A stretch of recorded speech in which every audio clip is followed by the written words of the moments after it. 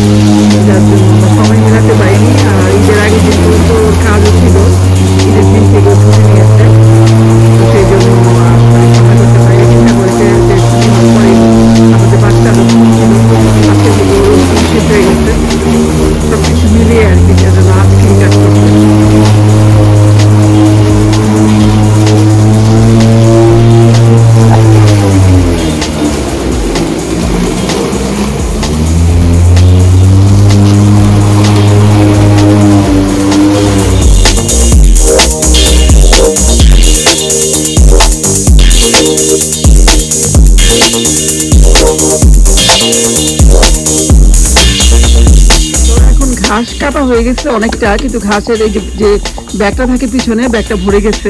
ব্যাগটা যেহেতু ভরে গেছে সেই জন্য এখন ঘাস কাটতেছে। ঘাস মানে ওই পিছনে একটা ব্যাগ আছে, কাটা ঘাসগুলো ব্যাগে গিয়ে জমে, তারপরে ব্যাগটা আবার কিছুক্ষণ পর ব্যাগটা এমনি করতে হয়, নাহলে ওটা অনেক ভারী হয়ে যায়। আর আমাদের ক্যানাডিয়ান যে রুল, তাতে হলো আপনি যদি 6 ইঞ্চির উপরে ঘাস উঠে যায় আর আপনি যদি মানে প্রপার সময়ে ঘাস না কাটেন, তাহলে আপনাকে টিকিট দিবে। যদি এটা আমাদের এটা ব্যাকইয়ার্ড, ব্যাকে ওরা টিকিট দেয় না। ফ্রন্ট ইয়ার্ডে যদি 6 ইঞ্চির উপরে হয়ে যায় তাহলে টিকিট খেতে হয়। এটা একটা রুল। তো এখানে সবার বাড়িতে আপনি দেখবেন এত সুন্দর করে সমান করে ঘাস কাটা। যখন প্রথম আমি কাটে এসেছি তখন আমি খুব অবাক হয়ে গেছিলাম যে সব বাচ্চায় একই লেভেলে কেন কাটা। তখন তো জানতাম না যে এটা আসলে মানুষের, এটা ওদের রুল করতেই হবে। তারপরে যখন নিজে থাকা শুরু করলাম তখন দেখলাম যে এটাই রুলস আছে।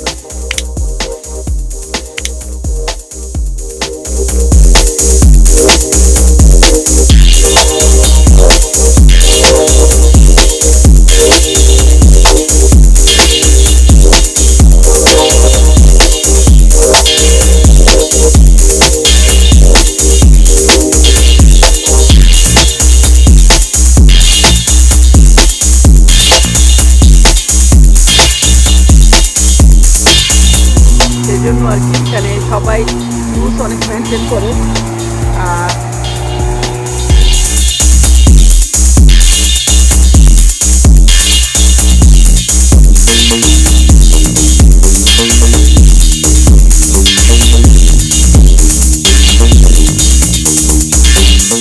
এখন কাটতেছে সব ছেলে মিলে। আজকে আসলে সকাল থেকে অনেক কাজ করেছি আমরা, ঘরের অনেক কাজ ছিল সেগুলো করেছি। রান্নাবাড়া কিছুই করা হয়নি, আবার একটু চিকেন দিয়ে রেখেছি, এটার পরে আবার ওইটাও করতে হবে, আর সাথে এই কাজটাও করা দরকার, সেগুলো ওইটা শুরু করে দিয়েছেও। আসলে এখানকার লাইফে এত মানে সব কিছু সময়ের মধ্যে যদি আপনি না করেন তাহলে আপনি আর টাইমের মধ্যে শেষ করতে পারবেন না, কারণ হলো এখানে মানুষ অনেক ব্যস্ত, এখানে আমাদের কোনো হেল্পিং হ্যান্ড নাই, আমাদের সব কাজ নিজের করতে হয়। সাথে সবাই জব করে, আমাদের বিভিন্ন জব করে, তো জব করে এসে ঘরের বাইরে এত কাজ করা, আমারে এই কাজগুলো একটু বাড়তি করতে হয়। আমাদের ঘাস কাটতে হয়, তারপরে উইটারে আবার আমাদের স্নো পরিষ্কার করতে হয়, তো এক এক সময় এক একটা থাকে।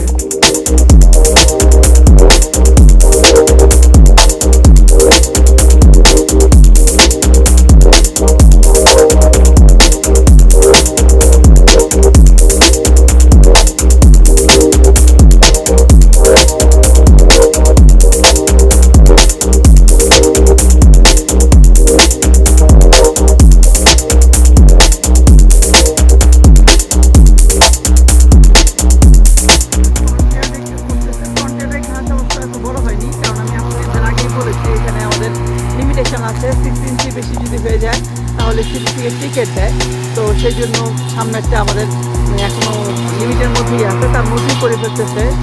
কারণ হলো চিন্তা করতে যে আবার করবো, আজকে একদিনই সব শেষ করে দিচ্ছে আর কি, সেই জন্য কাটা হচ্ছে। যেটা বলছিলাম আপনাদেরকে, যেখানে আমাদের আসলে লাইফস্টাইলটা মানে অনেক বেশি একদম নিয়মের মধ্যে, অনেক বেশি আমি মাপা ঝোঁকা। আমরা এখানে কোন দিন কোনটা করব, কখন কোন টাইমে করব, এগুলি আগে থেকে সব সিলেক্ট মানে রেডি করে তারপরে করি। আদারওয়াইজ আসলে লাইফটা স্মুথলি চলবে না। আপনি এটা অন টাইমে যদি জিনিস না করেন পরে সময়টা ইচ্ছা করলে পাবেন না। সেই জন্য এখানে আমাদের সব কিছু আমরা চেষ্টা করি অন টাইমে করার জন্য। সামটাইমস এটা হয়ে যায় যে অনেক সময় হয়তো বা কোনো কাজের জন্য বা অন্য কোনো একটা ইমার্জেন্সি কাজ চলে আসে, সেই জন্য আমাদের হয়তো রেগুলার কাজটা অফ থাকে, কিন্তু সচরাচর আমরা চেষ্টা করি যেটা সবসময় আমাদের অন টাইমে আমাদের যে শিডিউল করা থাকে কাজে সেটা করে ফেলতে, তাহলে সব কাজই খুব ইজিভাবে হয়ে যায়। ঘরে বলেন আর বাইরে বলেন, কারণ যেহেতু এখানে আমাদের সব কিছু নিজেদেরই করতে হয়। আমাদের যখন একটা গেস্ট আসে বানাচ্ছি, যেমন আমরা ডেজার্ট কিনে নিয়ে আসি, এখানে আমাদের ডেজার্টগুলিও নিজে বানাতে হয়, বাড়ি ক্লিন করতে হয়, কারণ এখানে যেহেতু ওপেন কনসেপ্টের কিচেন আর লিভিং রুম সব দেখা যায়, কিচেনটাকে ক্লিন করতে হয়, এগুলিতেও আমাদের অনেক বেশি কাজ করতে হয়। সেই জন্য আমরা সব কিছু এখানে খুব মানে টাইম মতো করি। আমরা কোনো একটা অকেশনের আগে দেখা যায় আমরা সব কিছু রেডি করে প্রিপেয়ার করে রাখি, যাতে অনুষ্ঠানের দিন আমাদের কষ্ট না হয়। সেরকম আমাদের অকেশনের আগে কেউ আসবে, আমরা সেই আগে আমাদের ঘাস কাটতে হয়, তারপরে এগুলো মানে বাগানের যে পরিচর্যা সেগুলো করতে হয়, আবার ভিতরে কাজও করতে হয়, সব কিছু করতে হয়।